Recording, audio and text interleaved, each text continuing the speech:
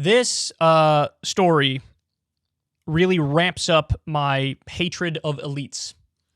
It's just such a good example of how unfair the system is and how entitled the elites are. So take a look at this. This is from an Australian news agency. Spotify steps in to bolster Mehgan and Harry's multi-million-dollar podcast. Spotify has been forced to step in to bolster Meghan Markle and Prince Harry's $30 million podcast, which didn't publish a single episode in 2021. Okay. The specifics of this will make you want to bring the French Revolution back. Let me pull it up here in my notes if I can get my fucking computer to work, which is a question. Let's see. Here we go. Quote, this is from the article. Spotify is taking Harry and Meghan's $30 million podcast project into its own hands by hiring a host of in-house producers to finally help deliver content. So they did a deal with them. They're like, look, we'll give you $30 million to do a podcast for us. Then they just sat on that money for a year and did nothing. And Spotify reached out to them at a certain point, like, what's going on? And they were like, see, what happened was me and Craig and them was down by the Safeway, and we don't even understand the point. And new phone, who dis? But I don't even know about the thing. You gave us the money, but what the podcast needs to be, how does the functioning of the help? So Spotify goes, all right, look, even though we just gave you $30 million where you're supposed to take some of that money and set up a fucking podcast studio and do some shit, they didn't do it. So Spotify's like, all right, we'll hire the people for you.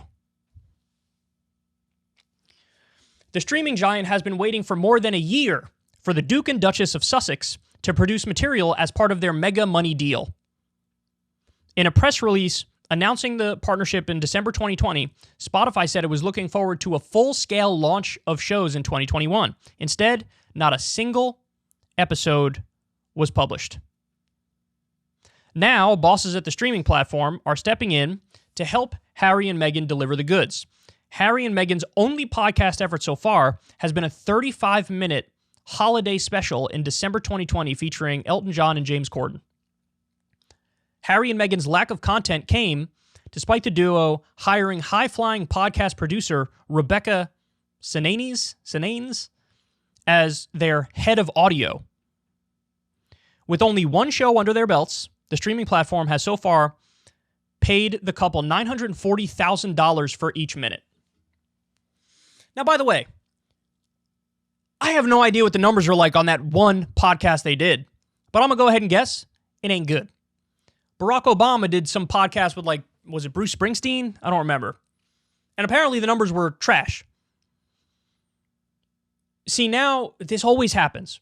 You have independent-minded people, young people sort of open up the frontier with this new technology and this new outlet.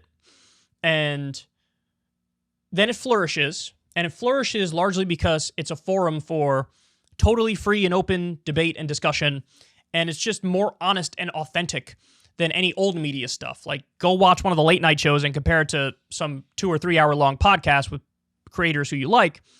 And you'll see one is just totally fake. And it's like celebrity culture pop nonsense. And the other one is like real conversations about real things that make you feel something.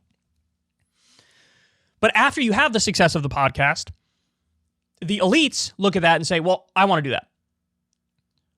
But part and parcel of being successful in the podcast realm is openness, honesty, authenticity, and the elites, almost by their very nature, are sort of closed off and insular, and they present more of a veneer to the world about how they're supposed to be and what the cool thing is than what they really are. And so, historically, a lot of the big names, when they try to break into podcasting, they can't do it because they don't have, they're very different beasts, like being in movies or being in a sitcom or being some other singer, some other sort of celebrity. That's a different beast than the skill of bearing your soul to the world on a regular basis and being totally open and honest despite all your flaws. Well, they don't do that about their flaws. for them, it's all this veneer. They've been sort of propped up by a system that puts them there as some sort of figurehead, as some sort of ideal, but it's all bullshit. It's all kabuki theater. And then add on top of that, now the entitled angle. They got paid $30 million and did one episode. $30 million. Why? Why did you pay them that much money? Why did you do it? Why would you do that? Because you're just like paying for their name. But as Spotify's going to learn, and hopefully they did already learn, that doesn't mean anything in the podcasting world.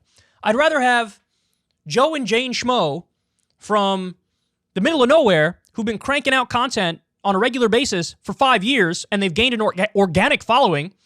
I'd rather have them on Spotify than these two entitled pricks who were just looking for a payday and don't even want to lift a fucking finger. They clearly don't even want to lift a finger. I mean, it's really pathetic, man. This is really sad. Why would Spotify do this? Why would you do this? But this is what you're seeing now in the podcast market. Everything's sort of getting drowned out. And now the elites are trying to get a hold on this market more so. It happens with all, like YouTube was originally a place for really free and open area where people would go to escape the nonsense of traditional media. Well, now traditional media has gotten a stranglehold on YouTube, and YouTube is in bed with traditional media, and so then you had YouTube TV, and you have them trying to prop up certain more safe content over other content. And in the news and politics realm, it's never been more clear. They want to prioritize authoritative news sources. So my show, for example, other independent new media shows get destroyed by the algorithm, and we're replaced by CNN and MSNBC and Fox News. And don't take my word for it. You go look. We used to get recommended to all new people across the internet, so our sub numbers would grow at a tremendous clip. Well, now we don't get recommended to new people at nearly as high a rate. And so what happens is, if put on autoplay on YouTube and see what happens. Almost all the time with my show, you will immediately get diverted. So it won't play one Kyle Kulinski show clip, then another, then another, then another. You will get sent to like Trevor Noah and The Daily Show or John Oliver, because the YouTube algorithm has decided, oh, you like more outsider stuff. Well, here, let me give you the more safe, approved outsider stuff. And it crushes new media, it does. But now this once beautiful platform of YouTube has now been destroyed because they're just trying to redirect people back to the stuff that they were trying to escape originally. And that sucks, man. And I mean, I should consider myself one of the lucky ones, even though I'm screwed by the algorithm, because if I was starting from scratch now, I wouldn't make it. It's too hard to make it now if you try to do my show from day one. I have the benefit of at least being around for a while when the algorithm was more meritocratic and fair. But you're seeing the same thing in the podcast world. Let's get the elitist assholes to do their own podcasts. It's like this whole medium, this whole outlet was supposed to be for the outcasts, for the non-celebrity types, for regular people to have a say and have a voice. And look at what happens when they get into the business. They do no episodes, or they do one episode and they get paid almost $1 million a minute, $30 million. They can't even get their own producers and shit. I mean, for the love of God, they just could have turned on a camera and started talking, or just started recording audio. Just get some decent mics and record some audio. And one episode in a year, $30 million. Now, I look at this and ask you the question, is this a meritocracy? Is this the original idea of an open and free and fair outlet? Is that what this is? Or has it now been taken over by the exact people we were trying to escape? I think you all know the answer to that. Ever since Adpocalypse, when YouTube defunded all independent news and politics overnight, we haven't trusted them. We know they can pull the rug out from underneath us at any time. If you enjoy this content, please consider tipping $1 or $2 per month on the Secular Talk Patreon. Link in the video description box below. Thanks for your support.